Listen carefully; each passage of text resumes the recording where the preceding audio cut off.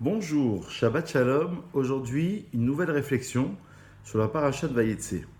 Alors, on va essayer de se replacer dans le contexte, dans la mesure où Yaakov Avinu doit aller travailler chez Lavan tout au long de la paracha. Lavan étant un homme rusé, un homme qui va le rouler, qui va le tromper à plusieurs reprises.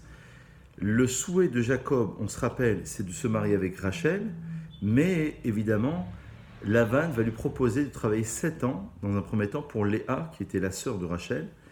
Et voilà un petit peu le conflit qui va s'installer, puisque ça va durer évidemment plusieurs années. Et ensuite, on aura la naissance des enfants d'Israël. Alors, quel est l'enseignement majeur de cette paracha de Vayetse?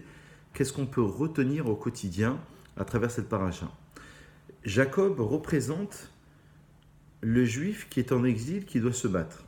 Voilà la première grande idée, c'est celle de considérer que Jacob doit aller ruser. Yaakov vient de la racine, on l'avait déjà expliqué, de Rakev, ça veut dire de celui qui est rusé.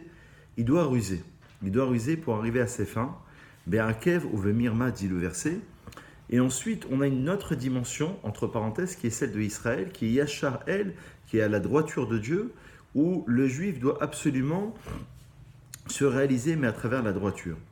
Donc ça, c'est le premier enseignement, c'est de voir que Jacob va souffrir, il va vouloir se marier avec une femme, Rachel en l'occurrence. Finalement, il va se marier avec Léa, et il va devoir travailler pour elle.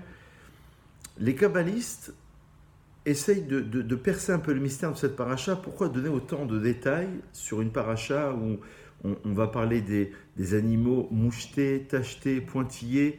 Jacob va devoir faire une sélection parce qu'il va s'enrichir à travers les troupeaux de Lavan.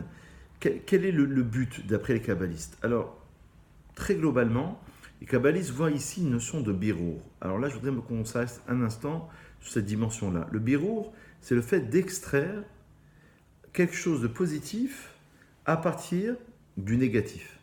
Lavan avait, d'après les kabbalistes, l'oven à Elion. Lavan, c'est la blancheur.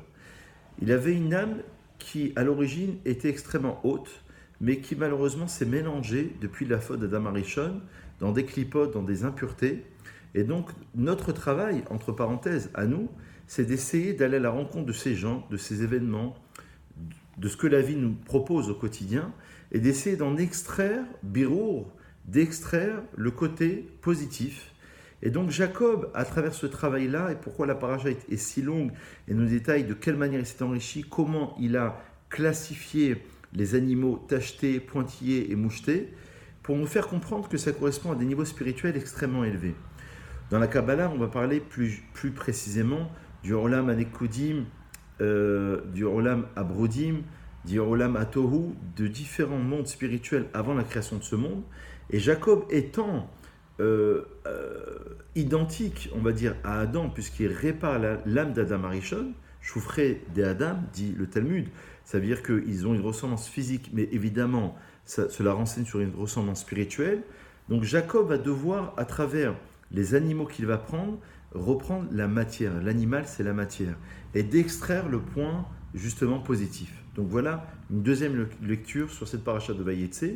On aurait éventuellement une troisième lecture tout à fait intéressante, c'est la naissance des enfants d'Israël et des futures tribus de Jacob. On a la naissance de Réhouven, de Shimon, de Lévi. Le texte dit là-bas Kira'a Hashem Beroni, Réhouven s'appelle Réhouven parce que ça vient de la racine de Reïa, la vision, le fait de voir, pour nous faire comprendre que Réhouven porte en lui un projet. Voilà le troisième enseignement que je voulais vous livrer aujourd'hui, c'est celui de la vision. Réhouven, regardez le fils. Parce que Hachem, dit le texte, c'est Léa qui se prononce, a vu ma souffrance.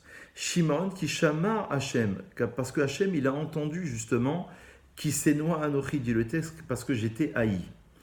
Et Lévi, ça veut dire accompagner. Les Lévi'im donneront naissance ensuite aux Kohanim. Les Kohanim, ce sont ceux qui vont servir dans le temple. Les Lévi'im vont les accompagner.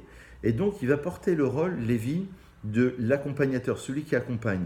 Le texte dit, au nom du Midrash, que il l'a appelé Kara Shemo Lévi, alors que pour Réhouven et Shimon, c'est marqué Vatikra, elle l'appela, sous-entendu Léa. Il a appelé, dit le Midrash, c'est l'ange Gabriel. C'est l'ange Gabriel qui a donné le nom à Lévi, parce que justement, il lui a donné les caves d'Alet, Matanot, Keuna, les 24 cadeaux qu'il faudra donner à la prêtrise. Tout ceci pour vous enseigner que autour de cette paracha, il y a une dimension extrêmement puissante, extrêmement forte, qui est celle de comprendre que chacun d'entre nous a une mission. L'un, c'est à travers la vision, Réhouven. L'autre, c'est à travers l'ouïe, l'entendre, le fait d'entendre Shema. Chez Shimon, c'est Shema, le fait d'écouter. Lévi, c'est accompagner les Kohanim, servir dans le temple, être les gardiens du temple. Chaque tribu aura une mission bien précise. Et Jacob, en essayant d'extraire le côté positif chez Lavan, est en train, en vérité, de construire toute la maison d'Israël à travers toute l'histoire de l'humanité. Donc on n'a pas une simple paracha d'un combat de Jacob vis-à-vis de Lavan, où Jacob doit apprendre à ruser. On a quelque chose de beaucoup plus profond. On a une dimension où ici, Jacob est en train de donner naissance justement aux enfants d'Israël, et de quelle manière ces enfants d'Israël vont naître, avec quelle mission. Et pour nous aussi, ce sujet doit nous interpeller, parce que chacun d'entre nous aura une mission à accomplir. Il devra se réaliser. Il va se réaliser en fonction de son essence spirituelle, en fonction de son nom. Le prénom, on dirait en français, c'est l'essence de l'individu, et il va essayer de combattre et d'essayer de comprendre quel est son objectif et quelle est sa propre réalisation. Voilà l'un des sujets phares de cette paracha.